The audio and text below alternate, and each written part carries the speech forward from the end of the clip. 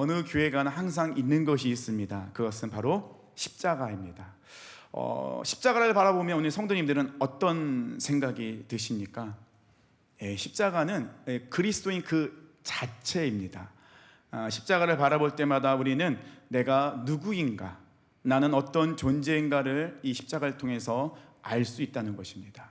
그리고 이 십자가 안에는 하나님의 공의, 사랑, 회복, 또 우리의 회개, 이 모든 것이 이 십자가 안에 들어 있다는 것입니다. 그래서 사도 바울은 십자가 외에는 자랑할 것이 아무것도 없다라고 외치고 있다는 것입니다.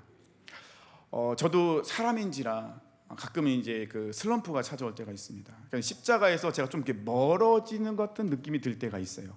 십자가를 붙드는 게 조금 힘들 때, 조금 버거울 때, 이럴 때가 있습니다. 그리고 무엇인가 중요한 일을 결정할 때, 또는 내가 너무 낙심되어 있을 때, 물론 성경책도 읽지만은 성경 이외에 읽는 책이 하나 있습니다. 아주 얇은 책인데요, 세왕 이야기라는 책입니다. 이 세왕 이야기의 책은 주제는 간단해요. 사울과 압살롬과 다윗 세 왕의 이야기인데요, 그런데 누가 왕이냐를 명확하게 이야기해 주는 것이 세왕 이야기입니다. 사울, 자기가 왕이 될 것이냐? 압살롬, 자기가 왕이 될 것이냐? 다윗, 하나님이 왕이십니다. 그래서 이 책을 읽으면서 항상 다짐합니다. 그래, 사울이 되지 말고 다윗이 되자. 십자가를 바라보면서 십자가만을 자랑하자, 이렇게 다짐하곤 합니다. 그런데 제가 이제 저도 모르게 사울처럼 되어질 때가 있어요. 그러면 제 옆에서 선지자 한 분이 외쳐주십니다. 당신 사울이 되고 있다고. 정신 차리라고. 선지자분이 굉장히 크게 외쳐주세요. 근데 맞는 말이거든요. 근데 자존심이 뭔지 가끔은 그 외칠 때 자존심 때문에 못 들을 때가 있어요. 막 귀를 막을 때도 있고. 근데 이제 가만히 자기 전에 곰곰이 생각하면 맞는 이야기는 맞아요. 근데 그 자존심 때문에 인정 못할 때가 참 많이 있죠.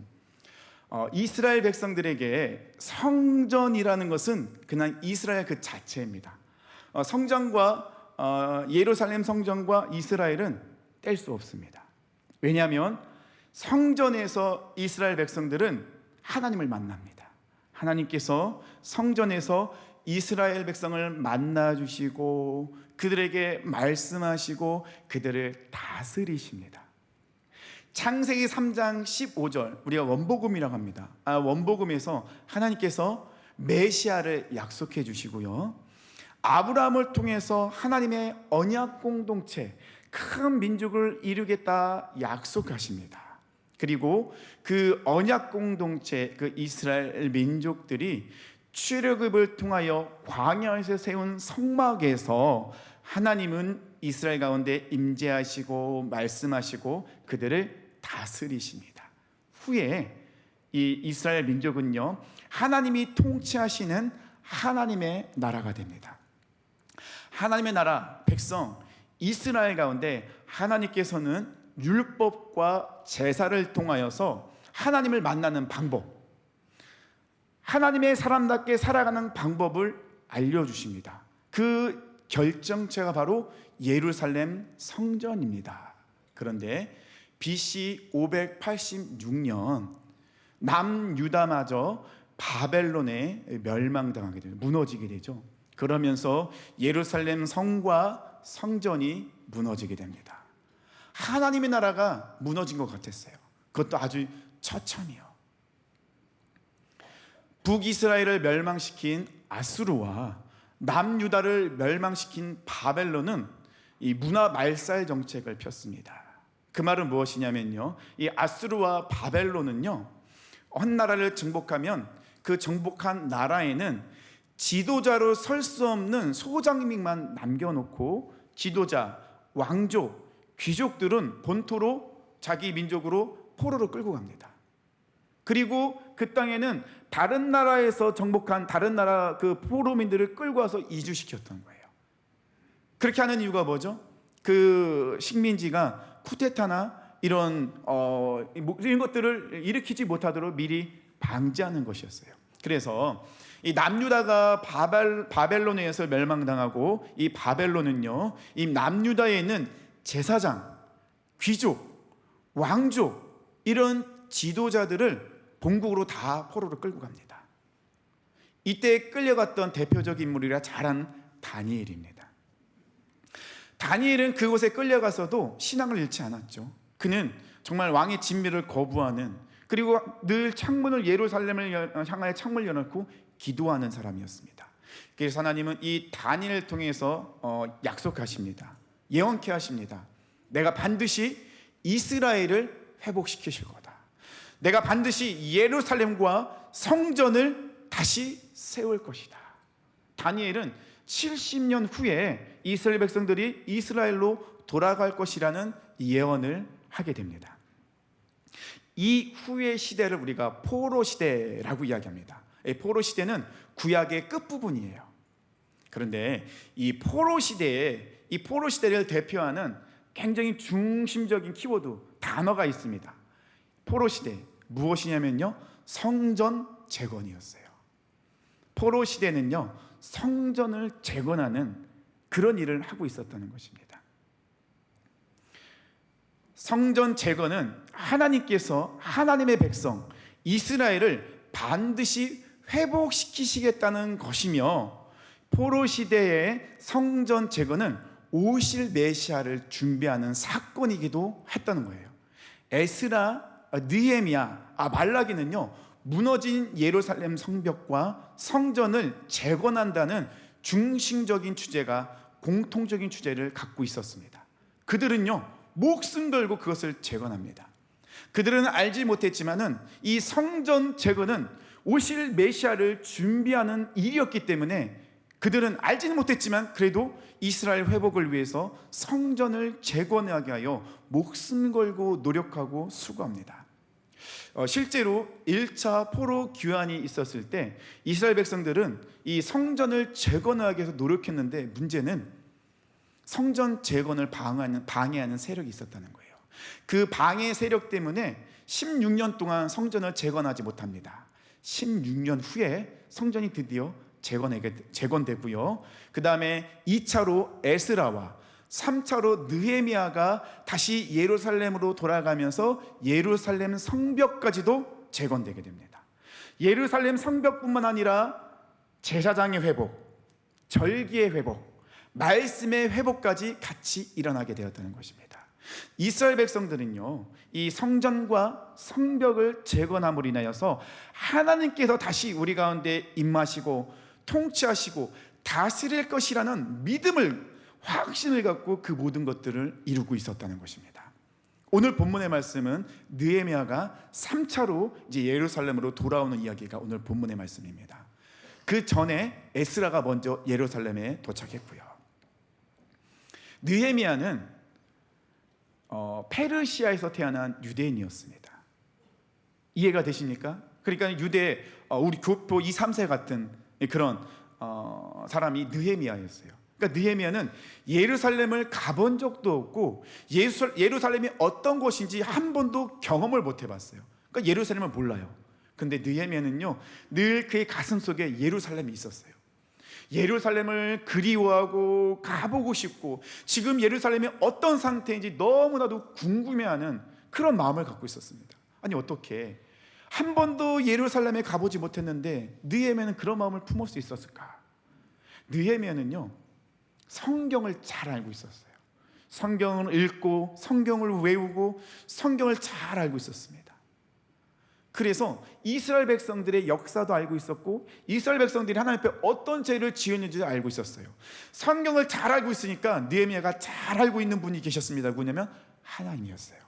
하나님의 마음을 알고 있었고, 하나님의 뜻을 알고 있었고, 하나님의 계획을 알고 있는 사람이 느헤미야였다는 것입니다. 나는 하나님의 백성 이스라엘이라는, 하나님의 백성이라는 정체성이 느헤미야는 가득 차 있었다는 것입니다. 하루는 느헤미야가 예루살렘의 소식을 듣게 됩니다. 예루살렘 성벽은 무너졌는데 여전히 무너져 있었고 그것을 재건할 준비조차 못하고 있다는 거예요.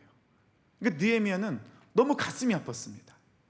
느헤미야는 왜 예루살렘 성벽이 성전이 무너졌는지 알고 있었어요. 이스라엘 백성들이 하나님의 말씀에 불순종했습니다. 우상 숭배했습니다. 자기가 늘 왕이 되고 하나님을 떠나 있었습니다. 느헤미야는 그것을 알고 있었기 때문에 성벽이 무너졌는데 무너진 성벽이 재건되지 못하고 있는 그 소식을 듣고 너무 가슴이 아파서 먼저 금식하며 기도했습니다. 그리고 이스라엘의 죄를, 자신의 죄를 생각하며 회개하며 하나님의 은혜를 구하며 나아가고 있었다는 것입니다. 이것은 예루살렘 성벽 재건뿐만 아니라 이스라엘 회복의 씨앗이 되게 되는 것이죠.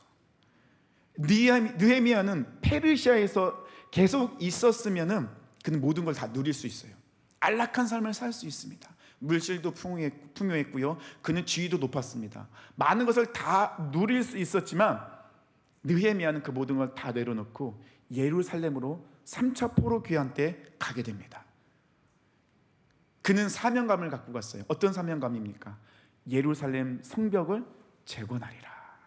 이 사명을 갖고 예루살렘으로 돌아갑니다. 근데 예루살렘에는 반갑지 않은 사람들이 그를 기다리고 있었죠.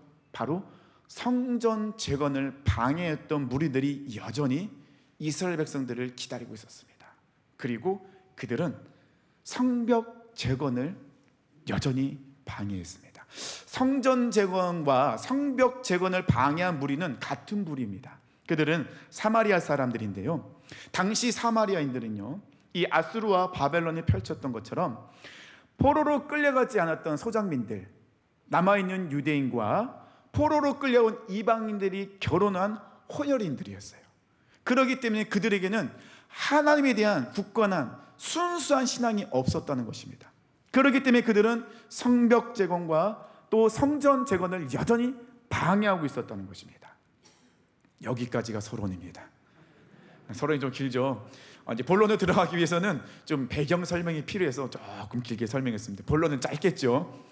이제 졸시면 안 됩니다. 지금까지는 졸아도 되는데 지금 졸면 큰일 납니다. 아시겠죠? 느헤미야는 집요하게 방해하는 그 방해 세력들이 그 공작에도 꿋꿋하게 성벽을 재건하거든요. 그럼 왜 느헤미야는 그렇게 성벽 재건에 목숨을 걸고 있었을까? 그 이유는 단 하나입니다. 하나님의 언약 공동체 회복을 위해서입니다. 느헤미야가 그렇게 성벽을 재건하기 위해서 목숨 걸었던 이유는 하나님께서 약속하셨다, 하나님의 언약을 붙잡고 있던 하나님 언약 공동체 회복을 위해서 느헤미야는 이렇게 목숨을 걸고 있었던 거예요. 느헤미야의 그 성벽 재건과 하나님의 언약 공동체 회복을 위해서 느헤미야는 이스라엘 백성들에게 두 가지를 강하게 이야기합니다. 근데 그 두 가지가 우리가 기억해야 될 내용입니다. 첫 번째는요, 각자의 자리에서 파수꾼으로 일어나라고 명령합니다.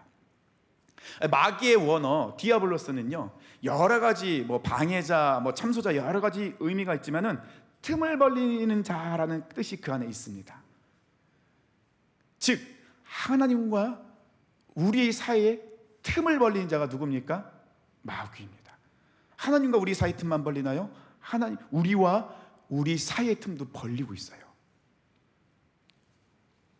마귀의 가장 큰 권세는 죄의 권세입니다.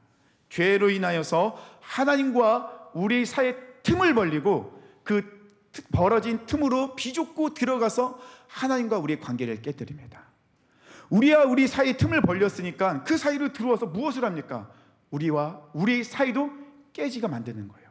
하나님과 우리가 하나가 되지 못하도록 만들고 있어요. 우리와 우리가 하나 되지 못하도록 만들고 있다는 것입니다. 사단은요, 분열시키고 흩어지게 만드는 게 사단의 세력이에요. 성령의 역사는 무엇입니까? 하나됨, 연합이라는 것입니다. 성벽 재건을 방해하는 무리들은 어떤 일을 하고 있습니까? 협박하고 이간질하고 그 다음에 헛소문을 퍼뜨리는 거예요. 그들이 그렇게 하는 이유는 무엇입니까? 지금 이스라엘 백성들은요, 예루살렘 성벽이라는 큰 사명을 감당해야 되는데 그것을 하기 위해서는 하나가 되어야 돼요. 그런데 지금 사탄은요, 이스라엘 백성들이 하나가 되지 못하도록 그 틈을 벌리고 있고 그 틈으로 들어가 서로 신뢰하지 못하도록 만들고 있고 흩어지도록 만들고 있는 것이 사단이라는 것입니다. 성벽 재건을 방해하는 무리들은 지금 그 일을 하고 있었다는 것입니다. 그래서 이 모든 것을 알고 있는 느헤미야와 지도자들은 이스라엘 백성들이 흩어지지 않도록, 마음의 틈이 벌어지지 않도록 그들은 먼저 기도하고 파수꾼을 세웁니다. 9절에 보니까요, 우리 하나님께 기도하며 그들로 말미암아 파수꾼을 세워 주야로 방비하는데, 근데 문제는 뭐냐면요, 벌써 이스라엘 백성들의 마음의 틈이 벌어진 거예요. 10절을 제가 표준세 번역으로 읽어드리겠습니다. 그런데 유다 사람들 사이에서 이런 노래가 퍼지고 있었다. 흙더미는 아직도 산더미 같은데 짊어지고 나를 힘이 다 빠졌으니 우리 힘으로는 이 성벽 다 쌓지 못하리. 이스라엘 백성들은 너무 지쳐가고 있는데 이 방해자들의 협박과 이간질과 공격은 점점 날로 거세지고 있는 거예요. 육적인 무너짐이 영적인 무너짐으로 지금 가고 있다는 것입니다.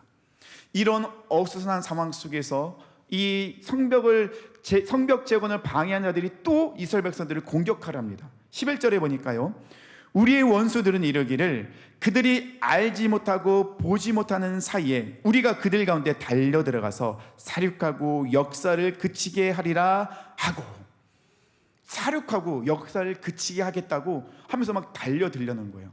아주 상황이 긴박하게 돌아가고 있는 것처럼 보이지만 하나님은 일하고 계셨다는 것입니다.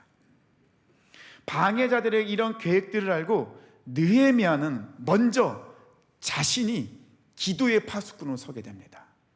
이 느헤미야서를 가만히 읽어보면요, 느헤미야는요, 무슨 일이 일어날 때마다 먼저 기도하는 사람이었어요.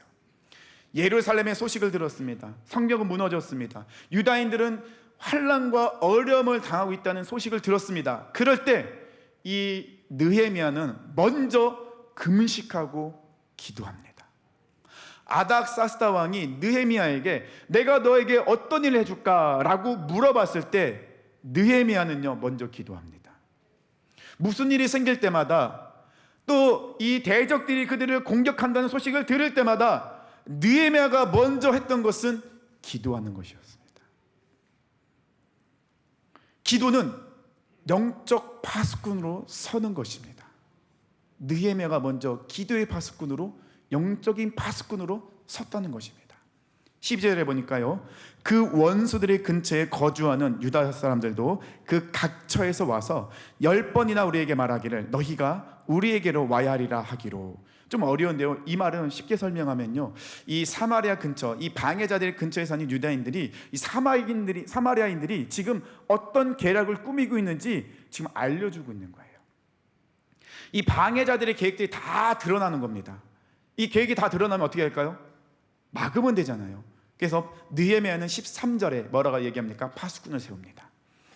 내가 성벽 뒤에 낮고 넓은 곳에 백성이 그들의 종족을 따라 칼과 창과 활을 가지고 서 있게 하고 파수꾼을 세웁니다. 그리고 리더들에게 이야기합니다. 너희들이 봐야 될, 집중해야 될 대상은 원수들이 아니다. 너희들은 지금 지극히 크고 놀라우신 일을 행하시는 하나님을 바라봐라 라고 이야기하면서 다시 한번 그들에게 분명히 얘기합니다. 너희들은 파수꾼으로 일어나라 라고 분명하게 강하게 명령합니다. 14절에 보니까요, 내가 돌아본 후에 일어나서 귀족들과 민장들과 남은 백성에게 말하기를 너희는 그들을 두려워하지 말고 지극히 크시고 두려우신 줄을 기억하고 너희 형제와 자녀와 아내와 집을 위하여 싸우라 하였느니라. 파수꾼의 사전적 의미는요, 일정한 곳에서 경계하며 지키는 일을 하는 사람이 파수꾼입니다. 우리에게 일정한 곳은 어디입니까? 우리 가정, 우리 직장, 사업장, 교회, 나라입니다.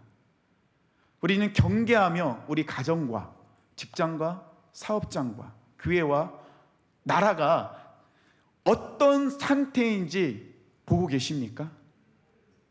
무너진 곳들이 보이십니까?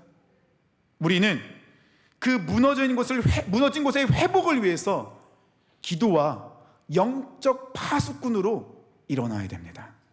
우리 한 사람 한 사람이 얼마나 중요한 사명을 가졌는지 우리는 깨달아야 된다는 것입니다. 두 번째입니다. 두 번째는요, 이 느헤미야는 이스라엘 백성들에게 영적 군사로 맞서 싸우라고 명령합니다. 군사는요, 어떤 사람입니까? 맞서 싸우는 사람입니다. 15절에요, 우리의 대적이 우리가 그들의 의도를 눈치챘다 함을 들으니라. 하나님이 그들의 꾀를 패하셨으므로 우리가 다 성에 돌아와서 각각 일하였는데, 기도와 영적 파수꾼을 통하여서 하나님께서 역사하셨어요. 그래서 이 대적들의 모든 계획들이 다 무너지게 만드셨습니다. 이제부터는 맡겨진 자리에서 영적 군사로 맞서 싸워야 된다는 것입니다. 16절 이하를 보면요, 이 느헤미야는 이스라엘 백성들에게 명령하는데요, 어떤 상황 속에서도 싸울 수 있도록 준비를 하라고 명령합니다. 그리고 연합과 하나됨을 이야기하고 있습니다.